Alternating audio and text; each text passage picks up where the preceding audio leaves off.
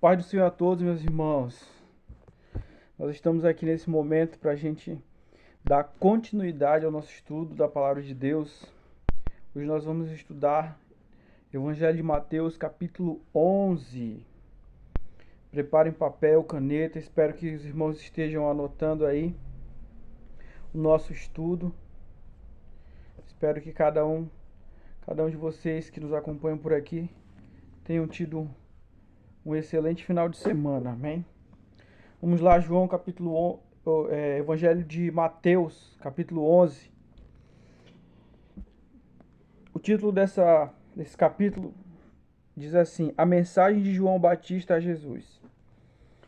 E acontecendo que, acabando Jesus de dar seus preceitos aos seus 12 discípulos, partiu dali a ensinar e a pregar nas cidades deles. E João, ouvindo no cárcere falar dos feitos de Cristo, enviou 2 dos seus discípulos, verso 3, e dizendo-lhe: És tu aquele que havia de vir, ou esperamos outro? Então nós vemos aqui, verso 1, 2 e 3, no verso 1 nós vemos aqui a conclusão do capítulo 10.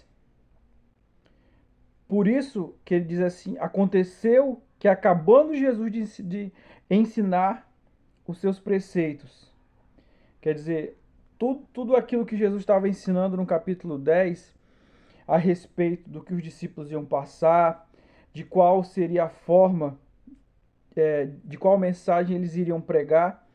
Então, quando Jesus termina, já é para o capítulo 11. Ele encerra o assunto no capítulo 11.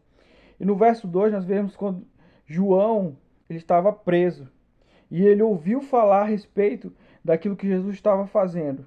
Então, ele enviou 2 dos seus discípulos. E os discípulos perguntaram para Jesus: És tu que havia de vir, ou nós temos que esperar outro? O que significa isso? Significa que nesse momento João estava tendo uma crise de fé. João estava passando por um momento de incredulidade. Por quê? Porque provavelmente João ele esperava que Jesus ele tivesse alguma influência política. E então, como ele viu que Jesus não se manifestou no sentido que ele esperava, ele começou a ter uma crise de fé. Ele começou a passar por uma crise de incredulidade. E o que Jesus respondeu? Verso 4. Jesus respondendo disse-lhe: Ide e anunciai a João as coisas que ouvis e vedes. Verso 5. Os cegos veem, os coxos andam, os leprosos são purificados, os surdos ouvem, os mortos são ressuscitados e o evangelho é anunciado aos pobres. Então, a resposta de Jesus a respeito da pergunta dos discípulos de João é: vocês veem, a resposta que vocês procuram é essa aqui e eu vou mostrar para vocês. Ou seja, aqui a dúvida de João se Jesus era o Cristo não foi sanada através das palavras, mas através da atitude, daquilo que o Senhor Jesus, dos milagres que o Senhor Jesus estava operando naquele momento. E no verso 6 diz assim: E bem-aventurado é aquele que não se escandaliza em mim. O que é isso? Quer dizer que muitas vezes, irmãos, nós não vamos alcançar, ou Jesus não vai nos responder da forma como a gente espera. Muitas vezes o Senhor Jesus ele não vai nos responder da forma como, ele não vai nos dar a resposta que a gente quer. E ele diz aqui no verso 6: Bem-aventurado é aquele que não se escandalizar em mim. Agora, a partir do verso 7, Jesus, como a gente já falou agora há pouco, João estava tendo uma crise de fé. E o que é que Jesus faz a respeito disso? Olha, o título dessa passagem diz assim: Jesus, testemunha de João. E partindo dali, partindo eles, começou Jesus a dizer às turbas a respeito de João: que fostes ver no deserto? Uma cana agitada pelo vento? O que foste ver? Um homem ricamente vestido? Verso 8. Os que trajam ricamente estão na casa dos reis. Verso 9. Ou então que fostes ver? Um profeta? Sim, vos digo eu, e muito mais do que um profeta. Jesus, ele começa a dar testemunho a respeito de João. Você vê aqui que em momento nenhum Jesus ele começou a criticar João. Em momento nenhum ele começou, sabe, a apedrejar, a julgar a crise de fé pela qual João Batista estava passando. Porque a gente vai lembrar muito bem, no capítulo 3 de Mateus, que nós estudamos, que João ele vem dizendo, ele vem apontando para Jesus e dizendo: este é o Cordeiro de Deus que tira o pecado do mundo. Quer dizer, no capítulo 3 ele tinha total certeza que Jesus era o Cristo. Só que aqui no capítulo 11 a gente já vê ele em crise de fé. Aqui a gente já vê ele já mergulhado numa incredulidade. O que acontece muitas vezes com a gente, irmãos. O que acontece muitas vezes com a gente, e assim como Jesus ele fez com João, ele não nos critica. Muitas vezes, quando a incredulidade ela bate a porta do nosso coração. Muitas vezes, quando por causa das situações, a incredulidade ela vem. E o Jesus, ele não nos critica, Jesus ele não nos condena. Assim como Jesus questionou: ei, o que vocês foram ver? Ele estava pregando para as pessoas que tinham sido batizadas por João. Ele estava pregando para as pessoas, assim vamos dizer de uma forma mais atual, para os membros da igreja de João Batista. Ele estava dizendo: o que vocês foram ver no deserto? Uma cana agitada pelo vento? Um homem rico? Um homem bem vestido? Aí ele diz: vocês foram ver um profeta? E ele diz: vocês foram ver muito mais que um profeta. Verso 10 diz assim: porque está escrito: eis que diante de ti, da tua face envio o meu anjo que preparará diante de ti o teu caminho. Jesus ele continua aqui dando testemunho a respeito de João Batista. Verso 11: em verdade vos digo que entre os que de mulher têm nascido não apareceu alguém maior do que João Batista, mas aquele que é o menor no reino dos céus é maior do que ele. Então Jesus, nesse momento que João Batista nesse momento de incredulidade, nesse momento de oscilação espiritual na vida de João Batista, Jesus ele dá testemunho a respeito de João e ele engrandece João Batista, dizendo que dos nascidos de mulher não há nenhum maior que ele é o maior. Só para lembrar, Jesus estava se referindo a quem? Aos homens do Antigo Testamento: Davi, Salomão, Abraão, Daniel, Jó, Elias. Ele estava se referindo: olha, de todos esses que nasceram, não existe nenhum maior do que João. João é o maior. Só que, no entanto, a gente vê aqui, e Jesus ele termina o discurso dizendo assim: mas aquele que é menor no reino dos céus, ele é maior do que João Batista. Por quê? Para que João Batista, provavelmente, quando ele soubesse o que Jesus estava falando a respeito dele, para ele não se engrandecer. Verso 12: e desde os dias de João Batista até agora, se faz violência ao reino dos céus, e pela força se apoderam dele. O que Jesus está dizendo aqui no verso 12? Ele está dizendo que o reino de Deus ele é tomado pelo esforço. Ou seja, não são as nossas obras que nos levam para o céu, mas é o nosso esforço. O nosso esforço. Esforço em quê, pastor? Me explica melhor, me especifica. Hebreus 12, 14 diz: segui a paz e a santificação com todos, sem a qual ninguém verá a Deus. O esforço de nós nos santificarmos, ou seja, nos separarmos de tudo aquilo que pode vir a matar, a atrapalhar o nosso crescimento espiritual e não edificar a nossa vida espiritual.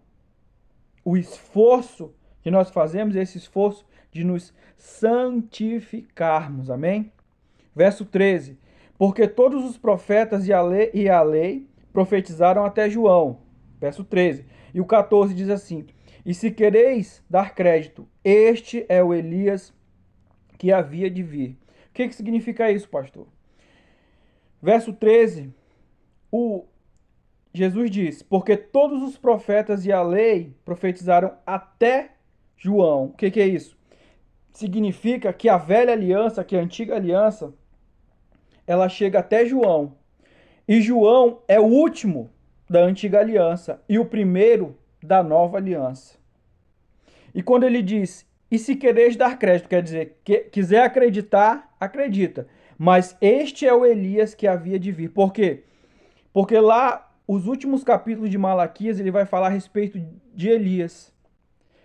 Que eles esperam, que eles aguardavam por Elias. Mas não é o Elias que subiu ao céu. O Elias que Jesus se refere aqui é João Batista. E ele não fala a respeito de reencarnação. Ele fala a respeito que João Batista, ele viria com a unção de Elias. É isso que o Senhor está nos ensinando aqui. É isso que o Senhor está nos ensinando na sua palavra aqui. Verso 15. Quem tem ouvidos para ouvir, ouça. Ou seja, quem quiser dar crédito ao que eu estou falando, que dê. Quem quiser acreditar, que acredite. E ele diz aqui, mas a quem assemelharei esta geração é semelhante aos meninos que assentam nas praças, clamam aos seus companheiros. Verso 17, dizem, tocamos flauta e não dançaste, cantávamos lamentações e não choraste. O que significa isso, pastor? O que significa quando Jesus ele faz essa comparação a essa geração como meninos? Quer dizer, pessoas imaturas, pessoas infantis. E ele diz no verso 17, tocamos flauta e não dança, cantamos lamentações e não choram. O que significa isso? No verso 18 e 19 ele vai explicar. Pois João veio não comendo nem bebendo, e dizem, tem demônio. O que significa cantar, no verso 17, cantar lamentações e não chorar? Que João ele pregava uma mensagem a respeito de arrependimento. Ele pregava uma mensagem a respeito de arrependimento. E as pessoas, e nós só nos arrependemos através de uma situação que nos causa dor. Através de uma situação que muitas vezes machuca. Só assim para acontecer o arrependimento. E cantar lamentações e não chorar, ele está se referindo a João. E tocar flauta e não dançar. Verso 19. Veio o filho do homem, ele estava falando dele mesmo, comendo, bebendo e dizem, eis aí um comilão, beberrão, amigos dos publicanos e pecadores. Amigos dos publicanos e pecadores, mas a sabedoria é justificada por seus filhos. Tocar flauta e não dançar, Jesus estava se referindo a ele. Por quê? Porque João Batista, ele era truculento, ele era esquisito, ele era antissocial. E ele não bebia vinho porque ele tinha o mesmo chamado de Sansão, ele era nazireu. Ele era nazireu. Só para a gente lembrar, o chamado de nazireu não pode beber bebida forte, não pode cortar o cabelo e não pode tocar em animal morto. E João, ele tinha o mesmo chamado, ele tinha essa mesma aliança do nazireado. Então, João, ele era um tipo esquisito. Mas Jesus não, Jesus ele já era mais sociável, Jesus ele já participava de festas. O que é que isso significa? Irmãos, significa que as pessoas, que nós, pastores, dificilmente a gente vai agradar aos outros. dificilmente a gente vai agradar as pessoas. Dificilmente alguma pessoa, sabe, vai tá satisfeita com seu pastor. Dificilmente as pessoas vão estar satisfeitas com o seu pastor. Sempre vai ter algum problema, é isso que Jesus está dizendo. Porque eles falavam que João tinha demônio, que Jesus também tinha demônio. E aí? Se Jesus era o oposto de João. Jesus mais sociável, Jesus participava de festas, né? Jesus ele estava ali com o povo, com os publicanos, com os pecadores, com prostitutas. João não. João ele era mais afastado, mais antissocial. No entanto, nenhum dos dois agradou. No entanto, todos, né, estavam insatisfeitos. O que a gente aprende? A gente aprende, irmãos, que dificilmente a gente vai agradar as pessoas e que as pessoas, na realidade, quem fala só quer é falar mal mesmo e acabou. Agora a gente muda de assunto totalmente. A partir do verso 20, Jesus ele vai falar a respeito de cidades, das cidades. Verso 20 diz assim: Então começou ele a lançar em rosto as cidades, onde se operou a maior parte dos seus prodígios, por não se haverem arrependido, dizendo, verso 21, Ai de ti, Corazim, ai de ti, Betsaida, porque se em Tiro e em Sidom fossem feitos os prodígios que em vós fizeram, há muito do que se teriam arrependido um saco e com cinza. Então Jesus ele está agora, nesse momento, ele está nomeando as cidades que não se arrependeram, que não acataram, que não receberam a sua palavra, que não receberam a Jesus, que não quiseram transformar a sua vida. Quando ele fala Corazim e Betsaida são cidades de Jerusalém, já Tiro e Sidom são cidades estrangeiras.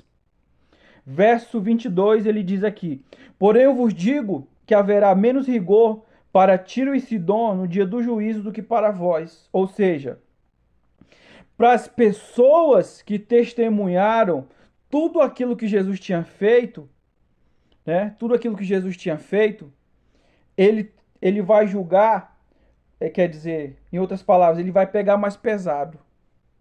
Para as pessoas que viram, que testemunharam os milagres dele, no dia do juízo, ele vai julgar com mais rigor, ele vai pegar mais pesado. O que a gente aprende com isso?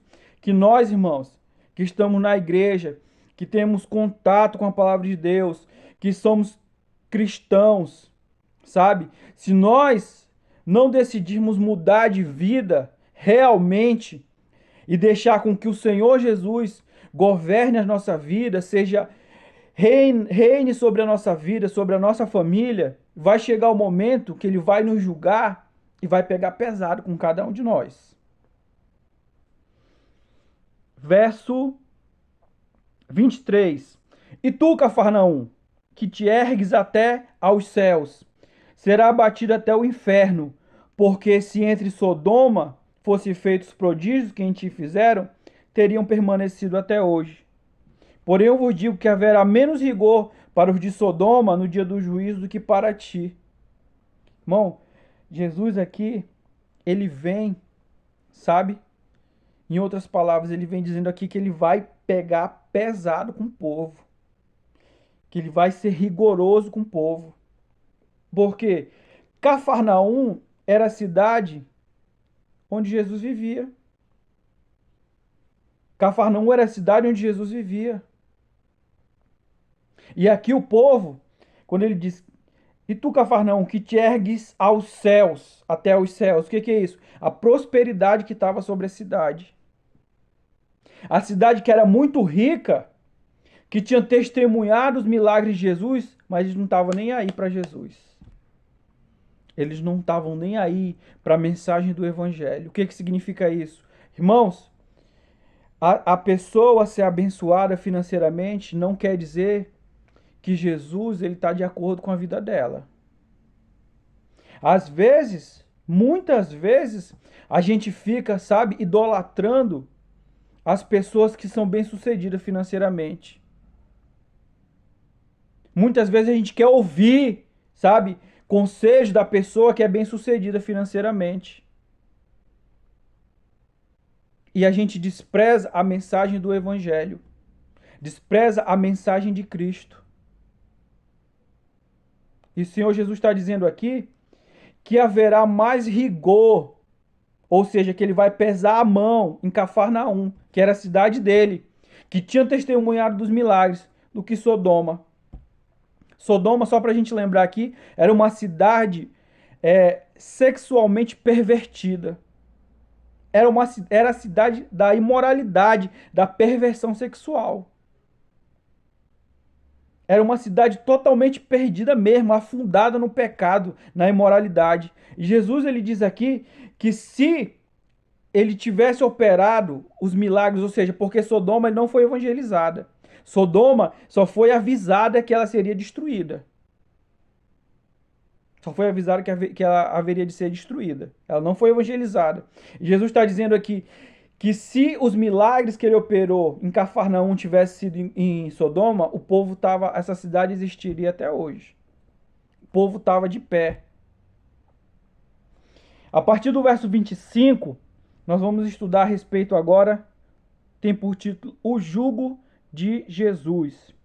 Diz assim, 25: Naquele tempo, respondendo Jesus, disse: Graças te dou, ó Pai, Senhor do céu e da terra, que ocultastes estas coisas aos sábios e inteligentes e revelastes aos meninos. Sim, ó Pai, porque te aprouve. Todas as do 25 e 26, vou explicar. O que Jesus estava fazendo? Jesus estendeu as mãos e agradeceu a Deus. Por quê? Porque por tudo aquilo que o Pai tinha revelado para ele. E ele disse: O Senhor ocultou aos sábios e aos entendidos, mas revelou aos pequeninos. Quem são os pequeninos? Somos nós, eu e você. O salmista vai dizer que a palavra de Deus é luz e dá entendimento aos simples.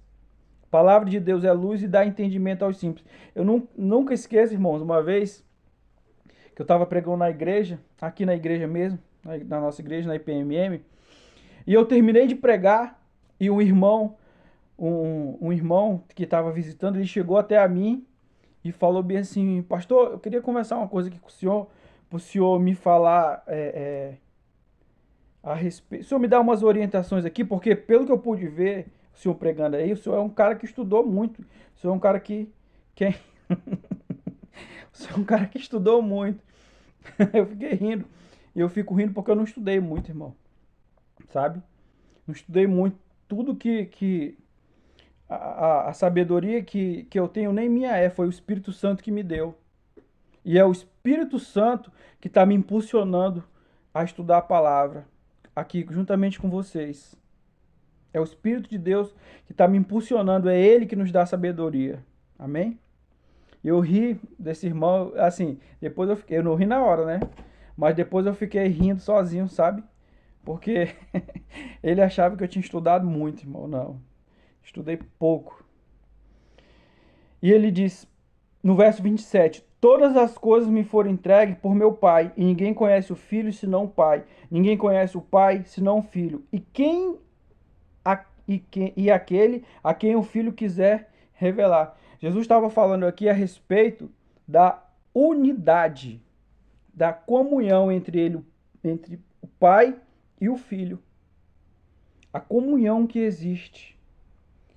Como eu já falei algumas vezes, irmãos, o desejo, a vontade do Senhor é que nós também nos tornemos um com Ele, um com a Sua palavra. Assim como Ele está no Pai e o Pai está nele, essa é a mesma vontade do Senhor para as nossas vidas. Que nós também nos tornemos um com a Sua palavra. Verso 28,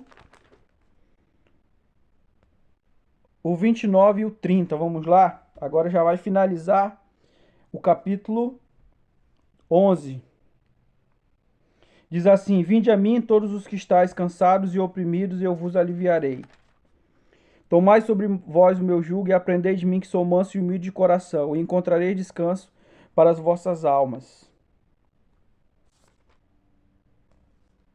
Porque o meu jugo é suave e o meu fardo é leve. Irmãos, o que que Jesus está fala pra gente nesse dia de hoje, nesse final? Ele nos faz um convite.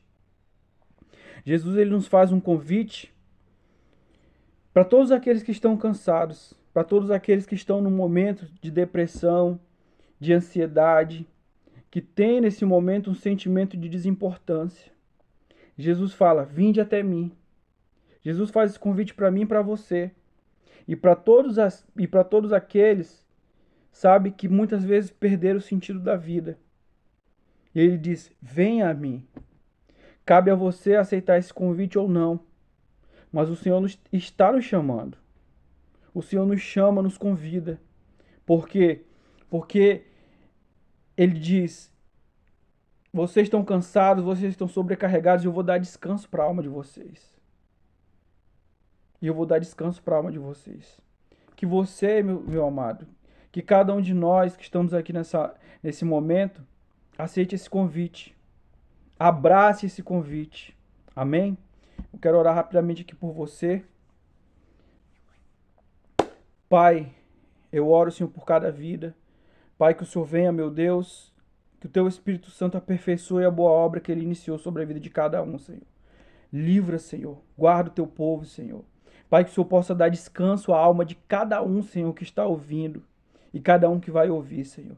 Que o Teu Espírito Santo, meu Deus, possa agir com as Tuas mãos de ajuda, com as Tuas mãos de socorro, abençoando, livrando, para a glória do Teu nome.